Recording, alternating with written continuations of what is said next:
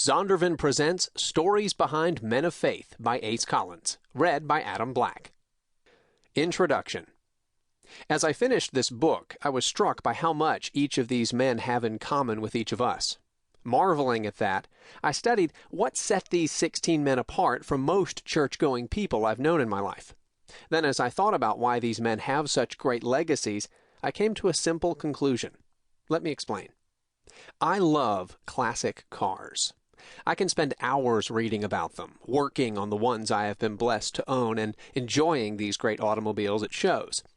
But for every wonderful example of vintage automotive design that I see on public display, scores of others are hidden from me and everyone else. It's a sad fact that many rare cars are restored but then never used for their intended purpose. In other words, they are never driven. Often when people do remove them from storage, they trailer these mechanical marvels to shows, set them on the ground, surround them with ropes to keep people away, and then reinforce their security efforts by adding signs that say, "Do not touch." A true fan cannot get close enough to really study what made these automobiles true legends of the road.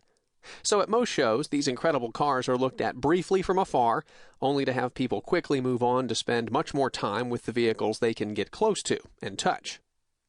As much as this hideaway mentality happens in the world of car restoration, it is even more apparent when I come across people who own fine china and crystal stemware. These items, made for the sole purpose of being a platform for food and a container for liquids, are usually carefully tucked away and saved for those dinners when only the most distinguished guests come to visit. Sadly, in most of the cases I have seen, no guests who enter these homes are ever extraordinary enough to rate bringing out the really good stuff. Therefore, it is never used. More often than not, when the fine china and crystal finally make their dramatic appearance on a dining table, it's when these expensive pieces are sold at an estate sale.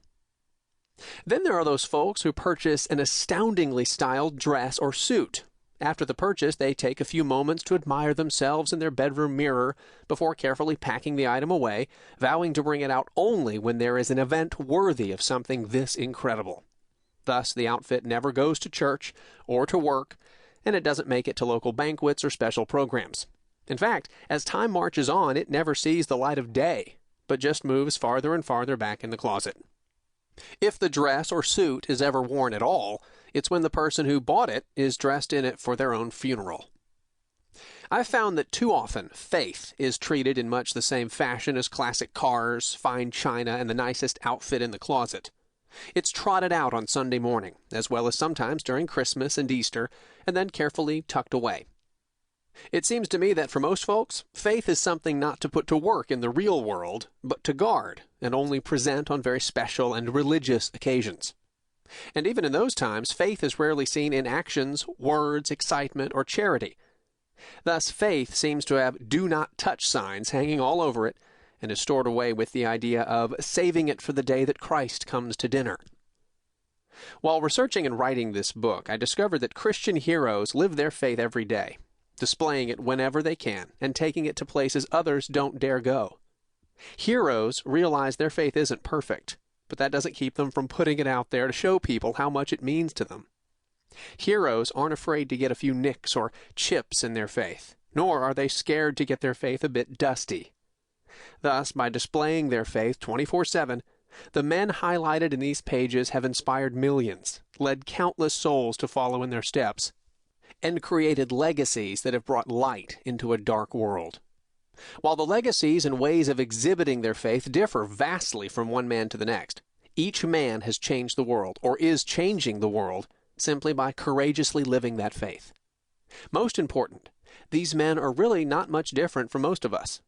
What sets them apart is that they took their faith out of the closet and into the world.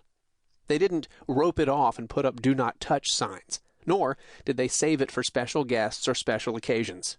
They presented their faith freely and put it into action everywhere they lived their calling. That is how they followed Christ's example and how they changed the world in ways they never imagined. You will learn that few of these heroes found their calling early. Many struggled for decades in search of that calling. But in each case, God used these men's life experiences to finally allow them to meet goals they never dreamed possible. So they found, as I hope you will find, that it is never too late.